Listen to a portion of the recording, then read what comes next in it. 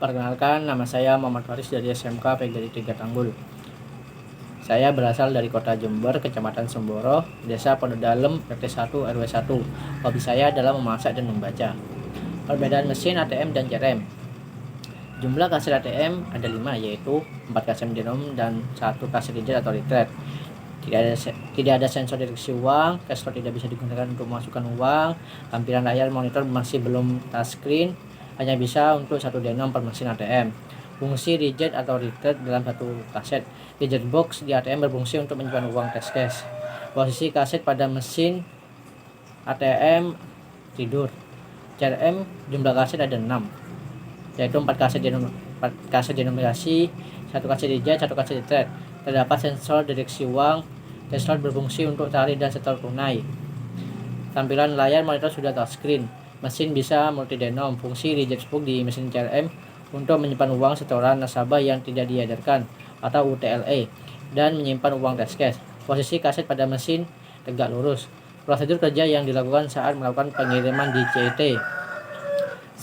Security memeriksa setiap kendaraan yang akan keluar seperti surat jalan, kelengkapan peralatan atau kondisi kendaraan, BBM, pintu brankas, mengambil rute jalan yang aman dan efisien sesuai dengan trip atau perjalanan. Petugas yang bertugas sebagai pengemudi wajib bertanggung jawab pada kendaraan yang digunakan. Pintu dan kaca jendela harus dalam keadaan tertutup dan terkunci. Selama dalam perjalanan dilarang memberikan tumpangan kepada siapapun, dilarang mengubah jadwal atau rute perjalanan, trip tanpa seizin atau konfirmasi dari supervisor. Melaporkan ke petugas admin CT setiap tiba atau selesai dari klien. Melaporkan ke petugas admin CT setiap tiba atau meninggalkan klien dan jumlah nominal uang yang di pick up. Mematuhi tata tertib lalu lintas dalam berkendara di jalan raya. Lanjutkan perjalanan selanjutnya ke bank, retail, atau kembali ke kantor. Jenis-jenis transaksi di CT: 1. Count on site atau COS. 2. Bulk bundle content atau BBC atau global count. Site to content atau STC. Transaksi count on site atau COS adalah sistem transaksi antara kastadi dan nasabah di mana kastadi melakukan perhitungan uang per lembar dengan didampingi atau disaksikan nasabah. Transaksi bulk bundle content atau global count adalah sistem transaksi antara kastadi dan nasabah di mana kastadi melakukan perhitungan uang secara global per bundle dengan didampingi atau disaksikan nasabah. Transaksi site to content atau STC adalah sistem transaksi antara kastadi dan nasabah di mana kastadi tidak melakukan perhitungan melainkan melakukan pencocokan nomor gambar speak atau security back dalam nomor sheet dan nomor seal dengan yang tertera pada formulir OR dan didampingi atau disaksikan nasabah. Prosedur penggantian kaset saat di lokasi.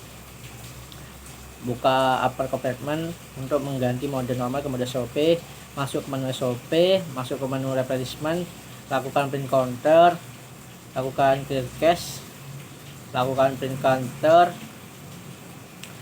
buka lower compartment, ganti kaset lama dengan yang baru, lakukan ADD cache, lakukan print counter, lakukan cache, lakukan admin card, tutup lower compartment, laporkan kunci cencon close ke admin PKT. Ubah mode SOP ke mode normal, tutup upper compartment, pastikan semua terkunci dan tidak ada dokumen atau kunci yang tertinggal.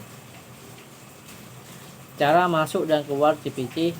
Pertama, masuk area luar gedung CPC, melapor ke satpam area luar gedung CPC, masuk ke locker room, mengganti pakaian dengan pakaian kerja model jumpsuit, melapor ke satpam area dalam gedung CPC, mengikuti prosedur pemeriksaan atau penggeledahan oleh petugas keamanan, masuk gedung CPC, melapor ke leader atau supervisor sebelum bekerja, dan melakukan pekerjaan sesuai dengan arahan leader atau supervisor, melapor ke leader atau supervisor sesudah bekerja. Keluar dari gedung utama CPC, mengikuti prosedur pemeriksaan atau penggeledahan oleh petugas keamanan, melapor ke satpam area dalam gedung CPC, masuk ke locker room, mengganti pakaian kerja dengan pakaian biasa, melapor ke satpam area luar gedung CPC dan keluar dari gedung CPC. Prosedur pengisian kaset. 1. Leader akan mempersiapkan uang yang akan diisi ke dalam kaset dan mengontrol teller saat pengisian uang ke dalam kaset. 2. Teller mengisi form stok cartridge. 3. Leader mempersiapkan uang 300 lembar ATM Pincor Hyosung dan 200 lembar ATM NCR untuk memudahkan dalam pengisian kaset.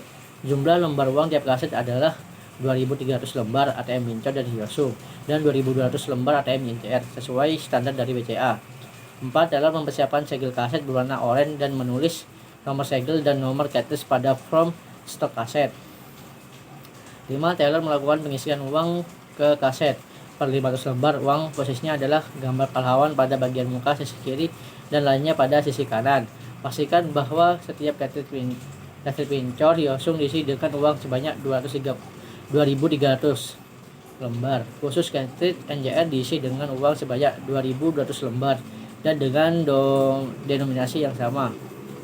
Setelah cartridge tersebut diisi, tutup cartridge tersebut, tunjukkan segel yang akan dipasang ke kamera CCTV, lalu pasangkan segel tersebut pada lubang seal cartridge. Pastikan pemasangan tali segel sampai ujung pangkalnya.